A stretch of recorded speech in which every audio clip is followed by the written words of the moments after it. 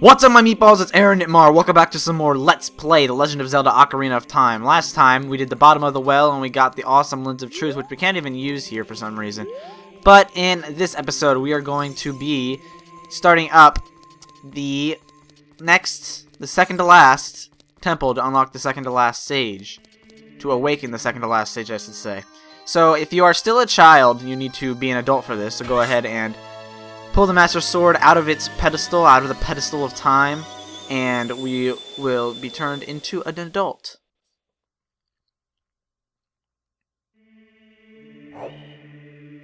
Alright, so now, the next thing is, if you don't know oh gosh, what is it called? Nocturne of Shadow. Gosh, I'm so bad at this. You need to have that known, so you need to both have that song unlocked and you need to play it, and this will warp us straight to where we need to go for the Shadow Temple. And this is actually one of the only like scenarios where you have to actually play the song to get to the temple. There's actually no other way to get here, because you see it's up here in the graveyard, and there's really no way to get up here besides playing the song. So I think this is the only example of that, where you can only get to the temple by playing the song, so that's kind of cool. Alright, and we see this big room here, and this gigantic door that we can't open at all, because there's no key and there's nothing else here. But we see all these torches. Now, theoretically, you probably could use the fire arrows, but I think you might actually, all of the torches might start going out before you're able to light all of them. So in order to open this door, you're going to need Din's Fire. This is the only time that this is required in the game, is one of the spells, is Din's Fire. So go ahead and use Din's Fire and light all the torches.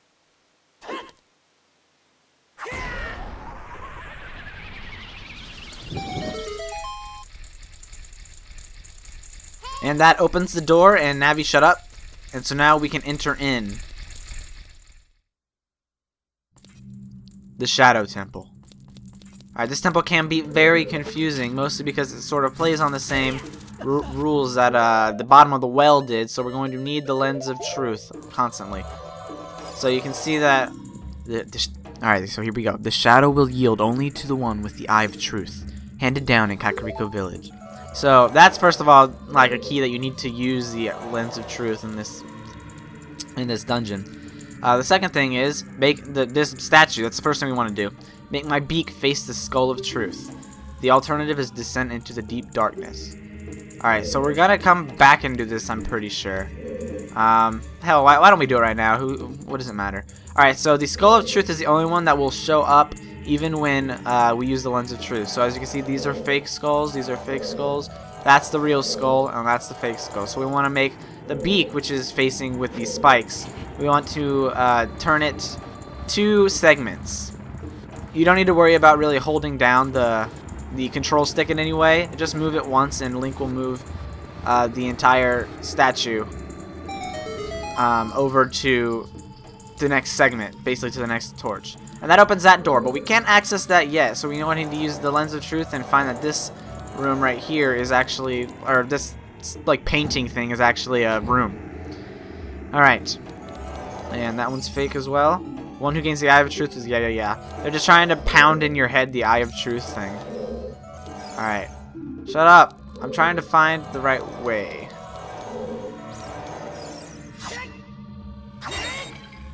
Alright, sorry about that slight cut there. Didn't mean for that to happen. And what is hidden in the darkness? Tricks full of ill will. You can't see the way forward. Quit trying to confuse me with your rhymes, woman. Ah!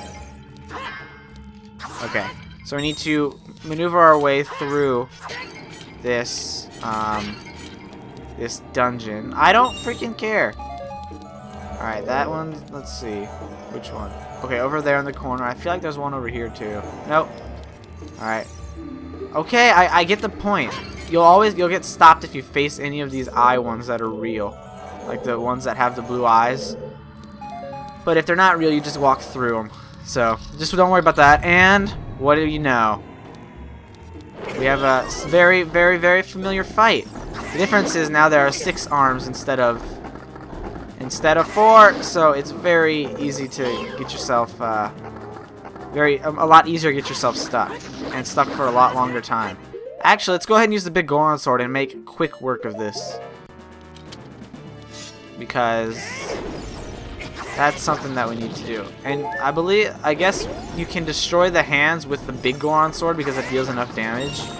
I'm not 100% sure on that. And there it is, down. Big Goron sword helps a ton.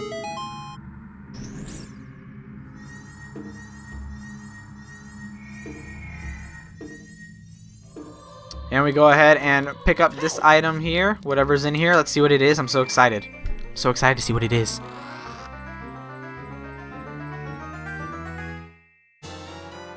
We got the hover boots. Yes, the hover boots. Yeah, the hover boots. The alternative to the iron boots and the normal boots. Basically, they're the exact opposite of the iron boots.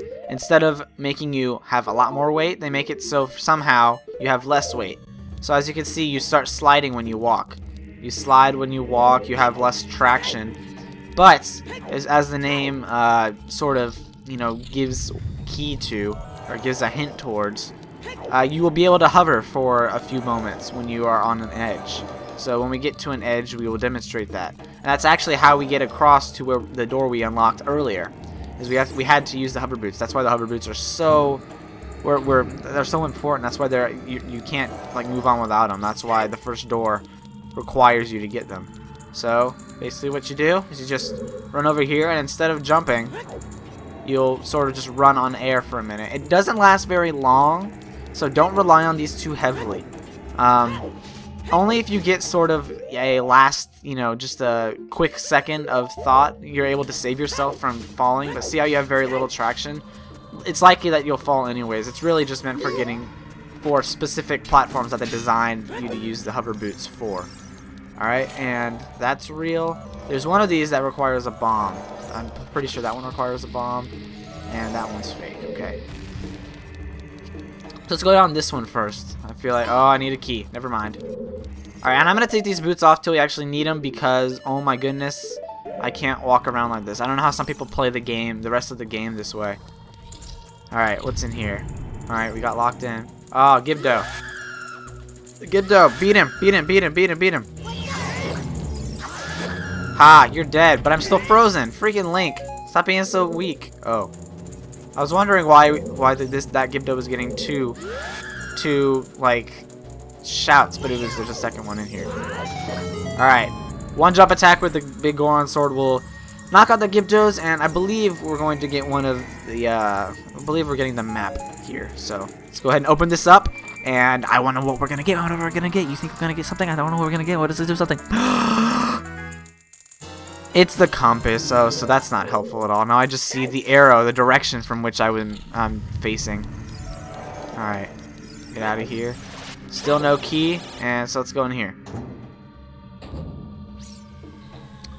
Oh boy. Alright. Alright. Alright. We need to collect the silver rupees while not getting hit by this thing. This thing will deal damage to you, so I don't think you can block it. Oh, actually, yeah, you can duck underneath it. So if you duck underneath it, you will not get hit. So keep that in mind. No matter where you are at, you can duck underneath it if you want to stay in the same spot that you're in, the same area that you're in. But just have good timing, unlike me. Oh crap, gonna get hit again. Get up there, get up there. Yes. Alright. And anything in there? No, I already got that one. Alright. It's very hard. You need to like time. You need to duck way ahead of time in order to be able to like go around the room in the opposite direction and still. Yeah, see, that didn't even work. It's best just to go in like a circle, I guess is what I'm trying to say, like with it. And there's the small key that we require. So there's that. I don't hear any Skulltulas. We need to keep those in mind. There are Skulltulas. I believe there are 5 Skulltulas in here in this dungeon. So I did not mean to do that. What does this guy say? This wall, it's saying something. It says, if you want to see a ferry to the other world, come here. Alright, well, now we drop down. I want to see a ferry to the other world. Oh, shoot! Alright, I hear that gold Skulltula, but I don't think we can do anything. And there's the ferry to the other world. We will be coming back to that in a few, so don't worry about that.